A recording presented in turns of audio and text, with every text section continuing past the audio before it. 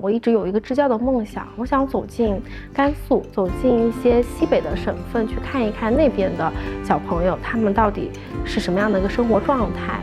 在公益的过程当中，我增加了很多我自己对这个世界的了解，我也觉得在中间收获了很多的快乐。我帮助别人，别人也会回馈我很多的善意。在这种善意的循环当中，我觉得我找到了我自己人生想做的方向。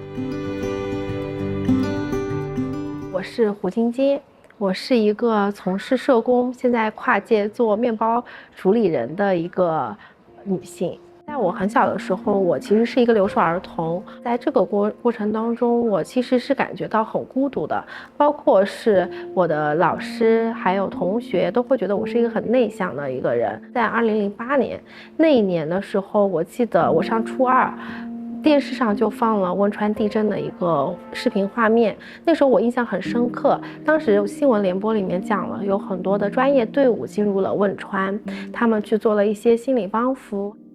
我就一直很好奇，心理帮扶到底是为了什么？就在这个时候，我可能就埋下了一个种子，想要了解这个行到底是在做什么。16年的暑假的时候，我就组建了我们学校的就是志愿服务队伍，进入西北去进行支教。其实那1个月的时间里面，我见识到了西北的小朋友，他们在很艰难的生活环境中，依然在非常积极的学习生活。支教之后，我就觉得说，很多时候我们的不快乐可能源于你自己对这个世界的认知不是很够，而在公益的过程当中，我增加了很多我自己对这个世界的了解，我也觉得在中间收获了很多的快乐。我帮助别人，别人也会回馈我很多的善意。在这种善意的循环当中，我觉得我找到了我自己人生想做的方向。年4月份的时候，我们正好社区有这样的一个场地，我一直在思考，我们是不是可以打造这样的一个空间，让更多的人聚集在这里，让更多的慈善资源聚集到这里，然后一起共同再去做更多的公益的活动。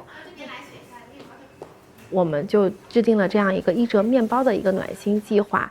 我们的外卖小哥和快递员小哥，他们只要过来，我们都有1折面包对他们进行一个供应。我们常态化，基本上每周都会1到2场的社区公益活动，是面对所有居民开放的。比如说，我们会对老年人做一些智能手机的培训，包括我们对亲子家庭会做一些家庭教育的一个讲座。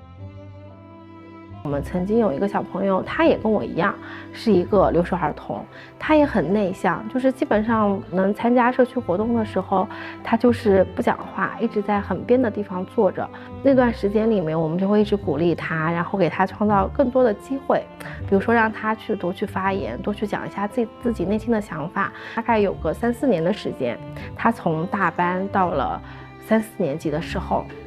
他就变得很活泼开朗，甚至成为我们社区一个就是小小的志愿团队的一个小领袖。那在这个过程当中，我觉得其实就看到了小时候改变的自己。可能那个时候如果我也有这样的一个组织，或者说有这样的社工姐姐带着我去做这样真的蜕变，可能我的蜕变可能就从4、5年级就开始了，不用等到大学。所以我觉得公益它其实是可以改变人的一个人生轨迹的，所以这也是我一直去坚信要做下去的一件事情。不管是在做公益还是在做面包房的这个里面，我们输出的善意就一直在循环。我们为这个面包店起叫善邻的意思，也是希望它是善意循环的一个地方，能让更多的人走进来，我们也能把更多的善意输出出去。